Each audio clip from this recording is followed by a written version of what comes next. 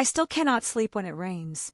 Because rain was falling the night, I discovered the truth hidden underneath our house.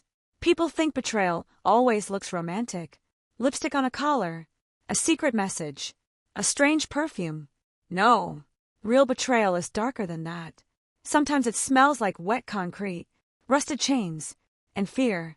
My name is Elena, and the man I married had a locked basement he never allowed me to enter. At first, I thought it was normal. Every person has private things. Every marriage needs trust. That is what he used to tell me with that calm voice that could make lies sound gentle. Some doors are better left closed. I wish I had listened. Or maybe, I wish I had run the very first time I saw blood on the basement stairs.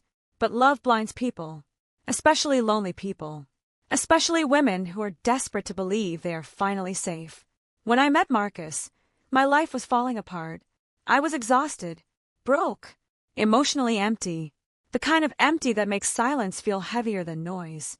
I worked long shifts at a small diner beside the highway where truck drivers stopped for black coffee and cheap food. Every night smelled like burnt oil and cigarette smoke. Every night looked the same, until he walked in.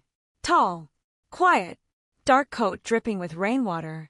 He sat alone in the corner booth and watched the storm outside like he carried one inside himself too.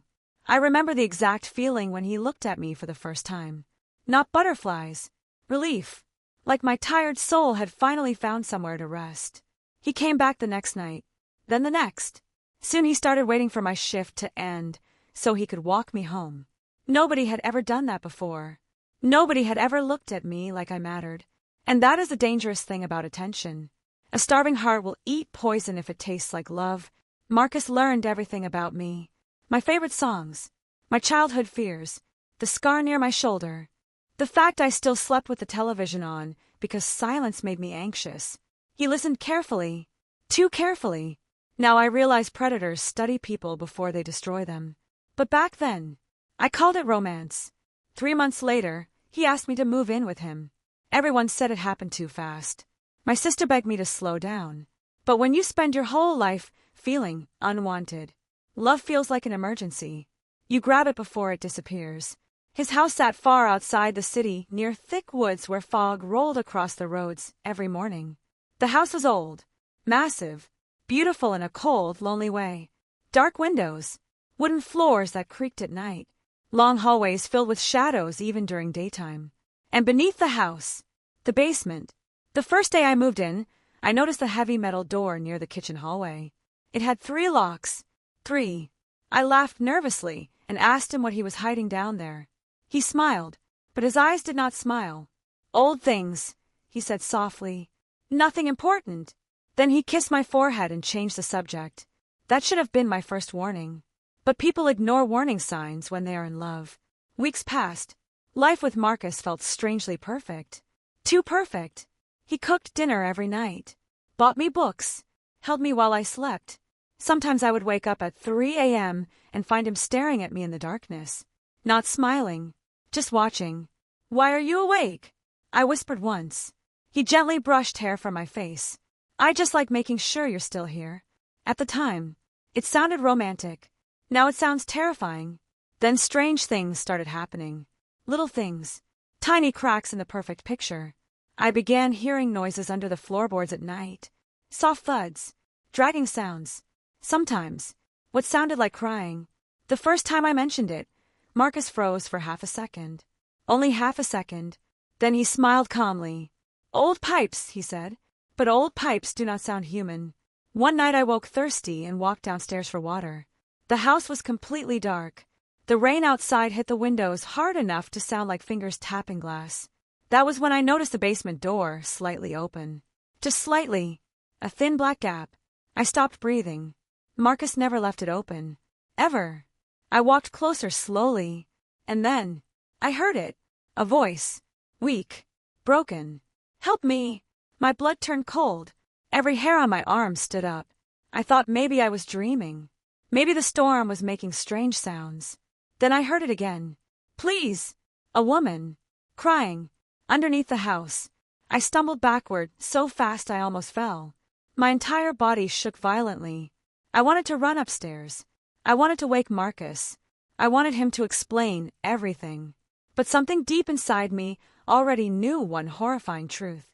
Whatever was inside that basement, Marcus did not want it found. And suddenly the man I loved no longer felt safe. He felt dangerous.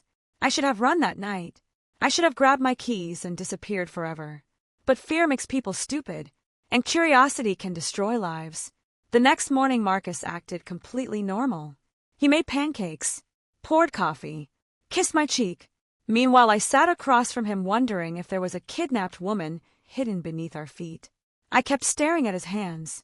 Strong hands, gentle hands. Were they capable of hurting someone? Murderers do not look like monsters. That is the scariest thing about them. They look normal. Marcus noticed my silence. "You okay?" he asked. I forced a smile. "Just tired." He studied my face carefully. Too carefully. For one horrible moment, I thought he knew. That night he locked the basement door again. I heard every lock click into place. 1, 2, 3. Each sound echoed through my chest like a warning. I stopped sleeping properly after that. Every night the noises returned. Crying, movement, sometimes banging. And every morning Marcus acted loving and calm while I slowly lost my sanity. Then came the moment that changed everything forever. Marcus left for a business trip. Or at least, that is what he told me. The second his car disappeared down the road, the house became unbearably silent. I stood alone in the kitchen, staring at the basement door. My heart pounded, so hard it hurt. "Don't open it." That voice repeated inside my head again and again. But another voice whispered louder. "What if someone down there needs you?" Hours passed. Rain began falling outside. Dark clouds swallowed the sky. Finally, I grabbed the basement key from Marcus's office drawer. My hands were shaking so badly I almost dropped it. The hallway felt colder as I walked toward the door. The metal locks looked enormous up close.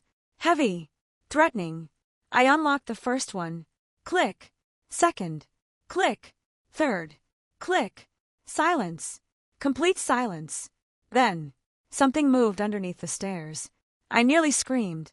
My breathing became shallow and fast. Slowly, very slowly, I opened the basement door. Darkness waited below me. Thick darkness. The smell hit first. Rot. Mold. Something metallic. Blood. The wooden stairs creaked under my feet as I descended.